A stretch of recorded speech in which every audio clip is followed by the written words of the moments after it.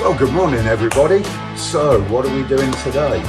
On the bench here I have the Honda Caliper off a 750, if I remember right it's a V, so VFR probably, and the old pistons are stuck in the caliper here. So the guy who owns this has been trying to get them out and not had a lot of success. Tried using compressed air, that normally pops them out. So what we're going to do today is we're going to use my hydraulic setup and push these out for him so he can overhaul this caliper. Hope you enjoy what you're about to see. One homemade hydraulic test jig. Yeah, what can I say? It's a plate with a tube, an old caliper, old master cylinder clamp to it. And it really does the job quite nicely actually. I'm hoping that will screw in, although it seems a bit long. We'll see. Right, so copper washer or two. I actually have a shorter one. Oh, look at that. Superb. Just what we wanted. Hopefully this will do the trick. So copper washer. Copper washer.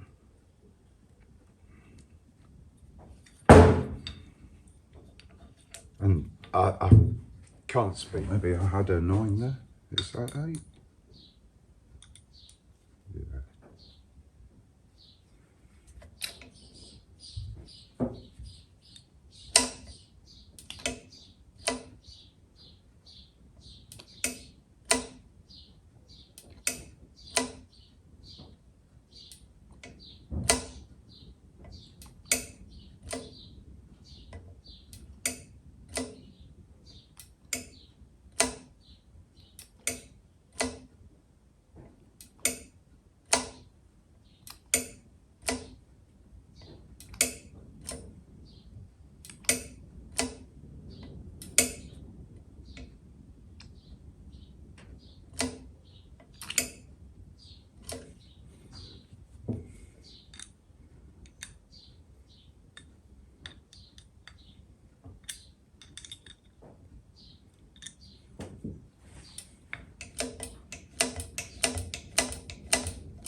Right, we're starting to feel a little bit of pressure.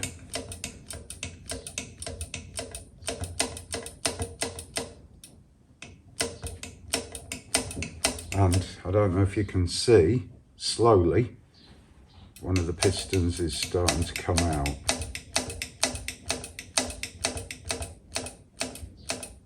It is very slow.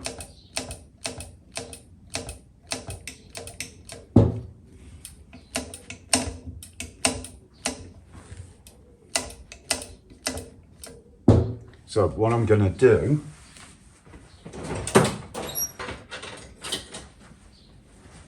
before that gets too far, cool, I haven't used this in a few years, I'm going to clamp off the piston that's moving because I want to try and force the piston that isn't moving to start doing something. So I've got this old engineer's clamp here. These are ideal for doing this, even though they're a little bit slow.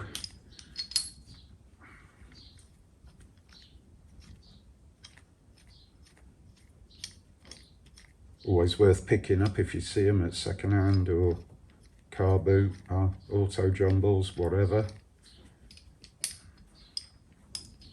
Fiddly flipping things, you would have thought somebody could have made them easier to use, but there you go.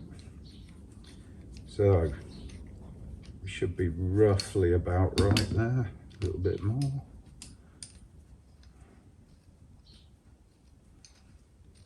You could use a G-clamp or anything else. It's just I haven't used this in a while and I thought, why not? Get it out and get it used.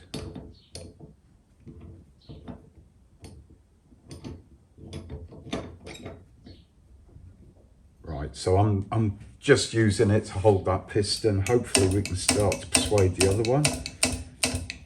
All right, look guys, I'm just gonna check, see if you can actually see these pistons like I can. And I can't see it because, yeah, I think you can. Right, so just try and make it a little bit more. So the second piston started to come out now.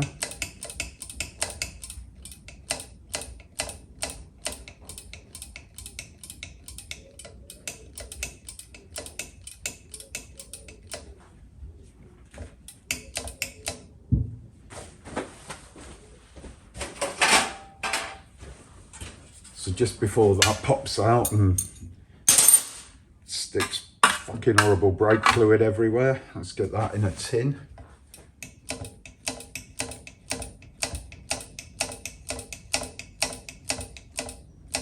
Right, we are probably doing all right for brake fluid. Probably wise now to swap over.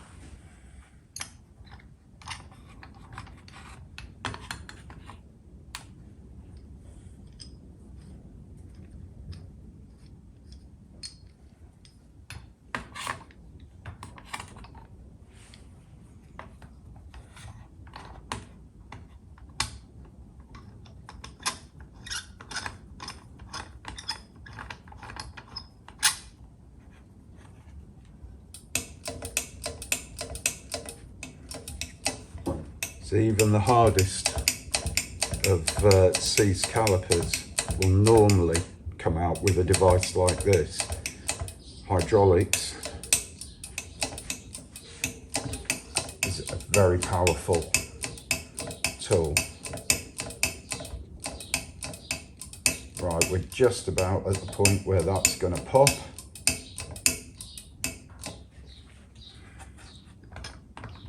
They are long pistons, I'll tell you that much.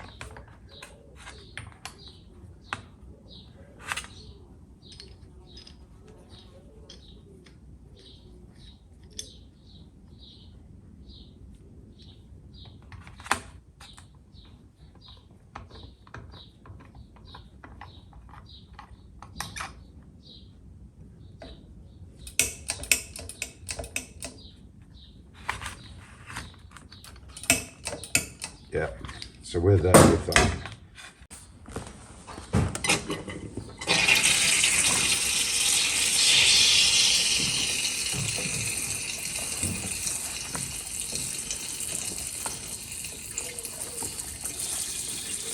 Right, so we've got pistons out of the caliper, and before I hand this back I just thought I would give it a clean up.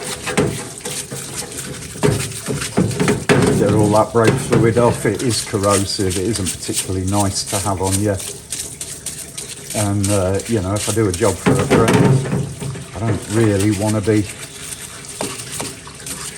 taking a piss and handing it all back in a mess. And then what we might do is just give these pistons a clean up. They look good enough to reuse, so they can just buy some seals and get back to rebuilding.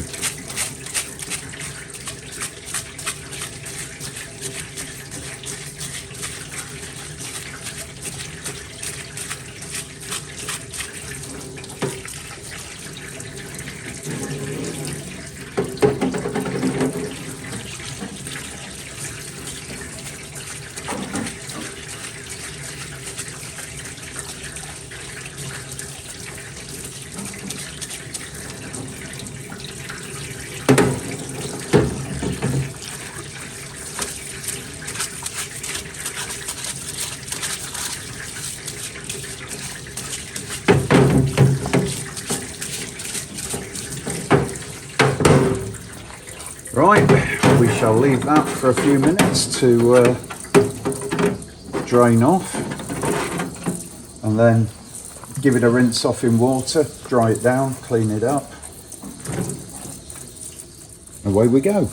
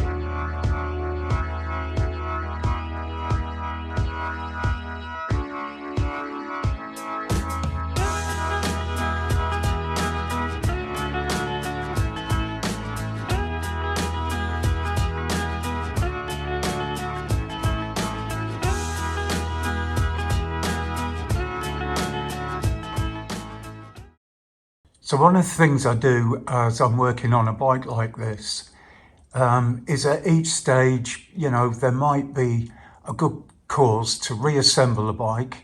So I've got the panniers back on because I want to check that all of the wiring is the correct length. It all mates up easy. If you want to take the panniers off, you don't have to cut wires. So to get the plugs and things in the right place really, really helps. The other thing, excuse the noise, I'm on my little chair. The other thing I've done is I've fitted the headlamp. Now, some of you might know, might not know, but this originally had a huge fairing on it. All of the wiring was in the fairing, loads of space. What we've done is we've removed the fairing, we've got a standard headlamp on, we've put standard indicators on. So all of the wiring has gone back under the fake petrol tank, okay? Loads of space. And I wanted to make sure that all of the critical wiring that was up front would fit into the headlamp. So we've got that done. We've got a modern style headlamp on there that looks pretty nice. And the indicators are all mounted up in their forever home. So that's been really good.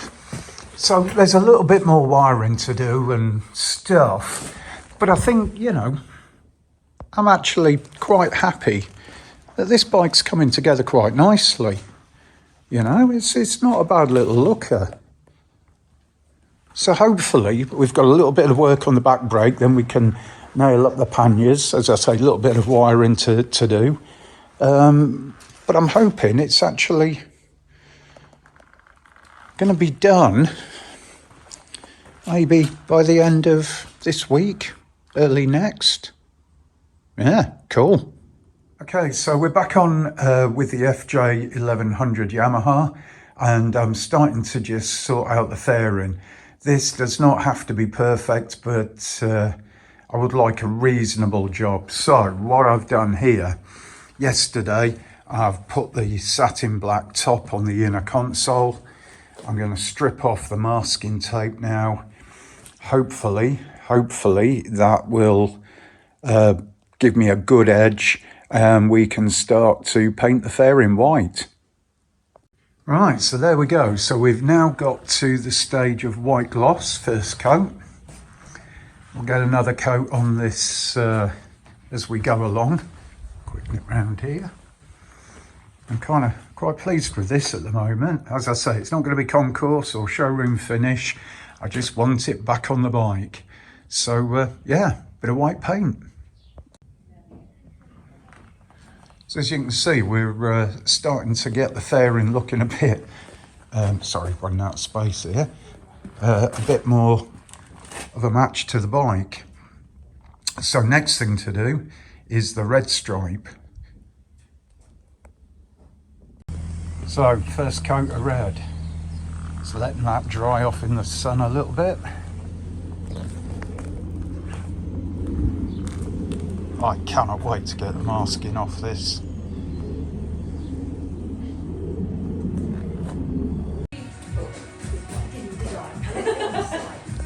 Then I had to go around the entire house. Don't leave anything on the side. And I found it in between two cushions. Don't leave anything on the side.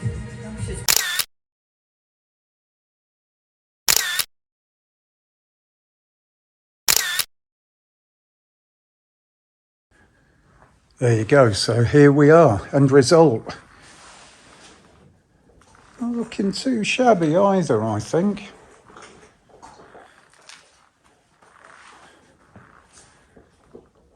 So I'm guessing now, I kind of like the look of it. I'm going to keep the fairing on. Get those rubber bungs, well nuts for the screen and everything, and get it buttoned up. But not looking bad at all for a bike that's probably twice as old as most of you. So the weekend's coming to a close, and I'm sat here now on the Goldwing. As far as I can tell, although I haven't tested the fuel gauge, everything else is now electrically working. So we've got the indicators working all round, although the flash can's making them flash a bit too quick. We've got dial illumination, we've got brake switches working, engine start, horn, headlamp high and low, and parking lights. What has happened though, as always with old bikes, it's going to be summer, is it's getting increasingly harder to turn the ignition switch on and off. And that's not very good. So it looks like we'll be replacing the ignition switch on this particular bike. But apart from that, all of the electrics work. And that's a major, major step forward. So to be quite honest, I'm all chuffed with that. We've had it running. We did a little bit of carb work on it yesterday and it's ticking over okay. We've had the Bandit running. That's here today. And we've also had the CB500T running. That really needs some setup, so I need to get hold of a set of gauges. Yeah, all looking good.